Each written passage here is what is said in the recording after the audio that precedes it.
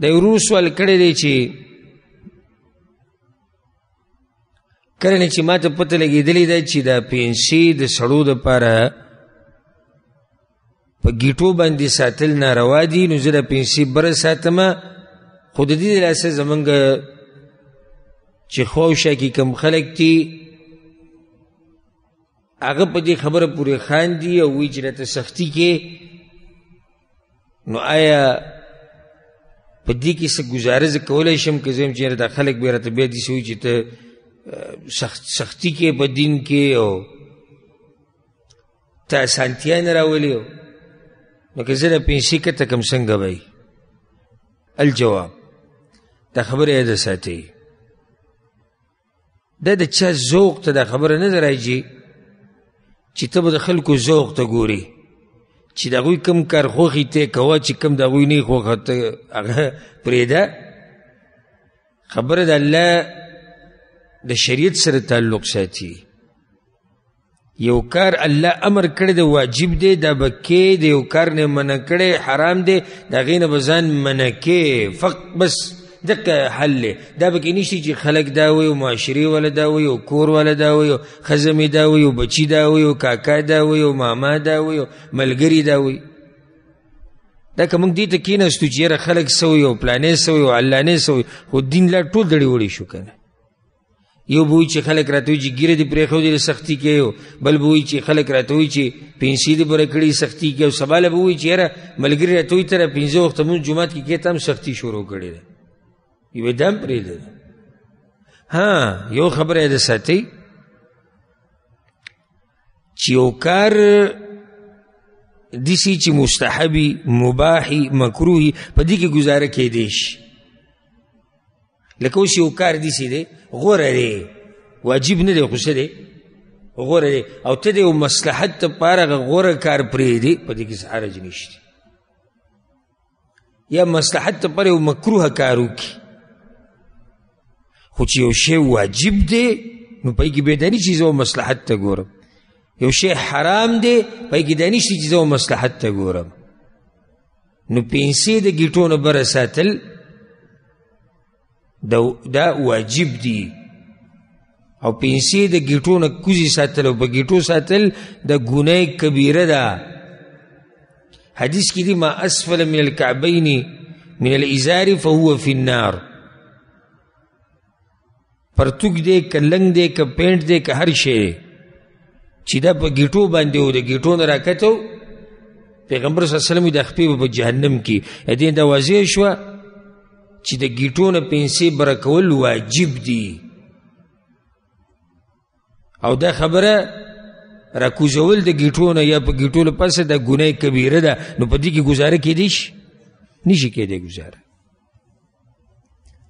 ها اوس حدیث کې دا راځي چې د مؤمن پرتوک چې کوم دی او لنګ دا په نیم پړکي په نیمه پنډۍ ورته وایي، یا که پړکی ورته وایي، څوک د پړکی وایي څوک د پنډۍ وایي، نیم پړکي باندې چې دا بره دی د زنګون نه راکته، او د ګیټۍ د خپو د ګیټو د زنګون په دې منځ کې دیزي باندې د مؤمن پنسي او لنګ او په دغه ځي.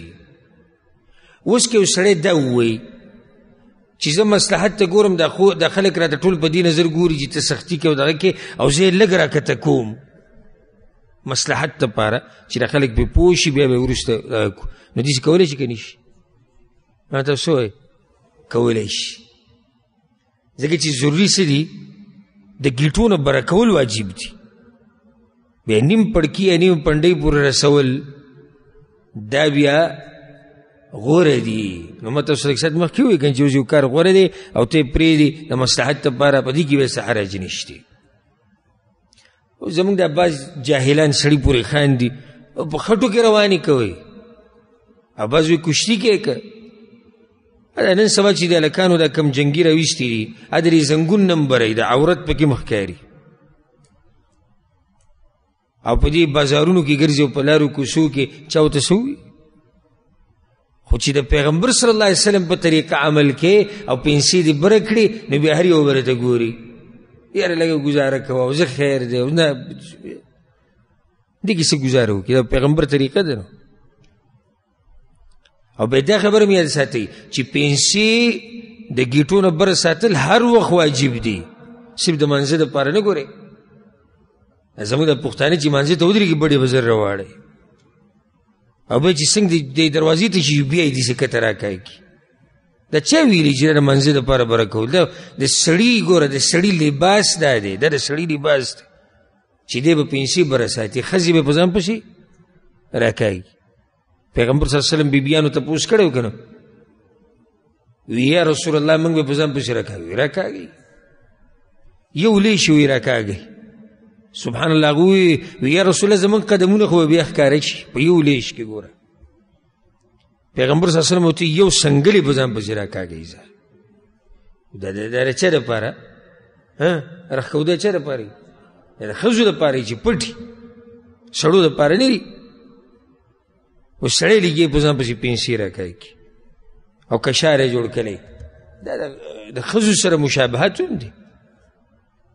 بعض وایي زما زړه کې تکبر نشته او دا منه تکبر د لاسه. نه،